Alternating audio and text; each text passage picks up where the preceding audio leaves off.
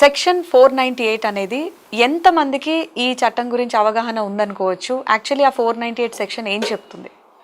Section 498 అనేది ఏంటంటే పెళ్ళైన తర్వాత ఒక అమ్మాయికి పెళ్ళైన తర్వాత అత్తగారింట్లో భర్త ద్వారా కానీ అత్తామామల ద్వారా కానీ ఆడపడుచుల ద్వారా కానీ ఇతర కుటుంబ సభ్యులు ఎవరైతే ఉంటారో వాళ్ళ వల్ల ఫైనాన్షియల్గా కానీ లేకపోతే శారీరకంగా కానీ లేకపోతే మానసికంగా కానీ physical, financial and mental harassment కనుక జరిగితే ఆ అమ్మాయి వెళ్ళి మనకు పోలీస్ స్టేషన్లో కంప్లైంట్ ఇవ్వడాన్ని మనం 498 అని అంటాం మనం జనరల్గా.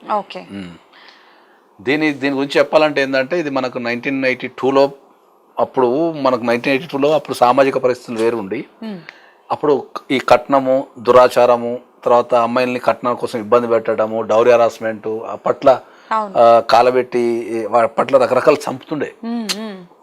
పెళ్లి చేసుకున్న తర్వాత కట్నం తక్కువ వచ్చిందనో కట్నం తేవటం లేదనో అని అప్పుడు చంపే కొద్దిగా కల్చర్ ఎక్కువ ఉంటుండే.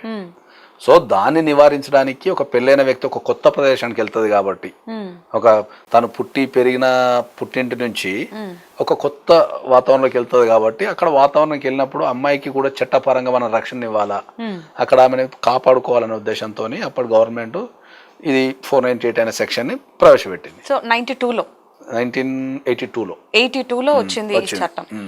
కానీ అయినా కానీ ఈ డౌరీ హరాస్మెంట్ ఇవన్నీ అంటే ఇది కేవలం డౌరీ హరాస్మెంట్ అనుకోవాలా?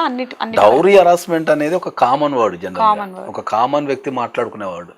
టెక్నికల్ ఏముంటది అంటే ఇప్పుడు మీరు అన్నారు కదా జనరల్ డౌరీ హరాస్మెంట్ అని. ఇప్పుడు 498 ఏంటంటే ఒక కేసు ఉంది, మీకు అంతకు అర్థమయ్యే భాషలో చెప్తే ఏంటంటే 498 ఏంటంటే అబ్బాయి చాలా మంచోడు, ఇద్దరు పెళ్లి చేసుకుంటారు, ఫైనాన్షియల్ ఇబ్బంది పెట్టాడు, కొట్టాడు, ఆమె ఏది అడుగుతుంది కొనిస్తాడు, తర్వాత కొట్టే గుణంగానే ఆమెని ముట్టు అంటే జనరల్గా హరాస్మెంట్ ఫిజికల్ హరాస్మెంట్ ఉండదు, ఓన్లీ ఒక మెంటల్ హరాస్మెంట్ ఉంటుంది. వాడిని చూసి ఎందుకు నవ్వినావు, వీడిని చూసి ఎందుకు నవ్వినావు, వాడు వస్తే ఎందుకు లేచిన వాళ్ళే, వీడు వస్తే ఎందుకు నిష వెళ్ళే అని, నువ్వు కూరగాయలకు పోతే ఇంతసేపు ఎందుకు పోయినావు, ఈ హరాస్మెంట్ ఉంటుంది. ఇది కూడా ఒక టైప్ హరాస్మెంటే. సో ఇది కూడా కమ్స్ అండర్ 498. ఇట్లాంటి కంప్లైంట్ రాసేటప్పుడు అక్కడ డౌరీ అడుగుతుండు అనేది మనల్ని అందరూ యాడ్ చేస్తుంటారు జనరల్గా. సో అక్కడ డౌరీ అడిగే క్వశ్చన్ లేదు, మెంటల్గా హరాస్మెంట్ చేస్తుండు ఆ వ్యక్తిని.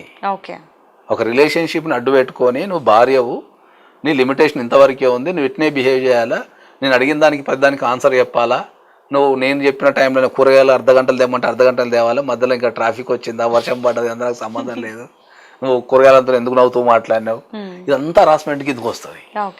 సో మనకేందంటే అప్పట్లో డౌరీ అప్పట్లో డౌరీ హరాస్మెంట్ ఉంటుండే కాబట్టి ఆ డౌరీ హరాస్మెంట్ అనే పదం ప్రజలకు వెళ్ళిపోయింది అన్నట్టు. ఇక డౌరీ హరాస్మెంట్ అని కూర్చున్నారు. జనరల్గా 498 అంటే డౌరీ హరాస్మెంట్ ఒకటే కాదు, డౌరీ హరాస్మెంట్ ఉండొచ్చు, ఫిజికల్ అబ్యూజ్ ఉండొచ్చు, లేదా మెంటల్ అబ్యూజ్ ఉండొచ్చు. ఫిజికల్ అబ్యూజ్ అంటే ఏంటంటే వాడు ఏమన్నాడు తెల్లవారు తాకు కొడుతుంటాడు అంతే, ఇంకా ప్రధాని కొడుతుంటాడు అంతే, అడిగి పైసలు ఇస్తాడు, మెంటల్ అబ్యూజ్ కూడా ఉండదు, కోపం వచ్చినప్పుడు అంతుంటాడు అంతే. తట్టుకోలేరు, ఎంతకాలం తట్టుకుంటారు ఒక మనిషి. కాబట్టి ఏదైనా ఒక పెళ్ళైన అమ్మాయికి అత్తగారింట్లో ఏదైనా ఈ 3 రకాల ప్రాబ్లమ్స్ వచ్చినప్పుడు the government has given a provision, వెళ్ళి వాళ్ళు 498 కింద కేసు పెడితే ఇప్పుడు ఒకప్పుడు అంతే ఏంది, ఒకప్పుడు ఆ కేసు పెడితే అందరిని అరెస్ట్ చేసి జైలు వేసేస్తుంది, ఎవరి పేరు రాస్తాలో జైలు వేసేస్తుంది ఇమీడియట్లీ. అది కాలక్రమేణా మారుతూ వచ్చి ఇప్పుడు అరెస్ట్ తీసేశారు ఇప్పుడు. అన్లెస్ అంటిల్ ఒంటి మీద గాయాలు ఉండి కానీ ఏదన్నా మేజర్గా అబౌవ్ 7 years శిక్ష పడే సెక్షన్ 7 ఉంటే తప్ప అరెస్ట్ లేదు జనరల్గా.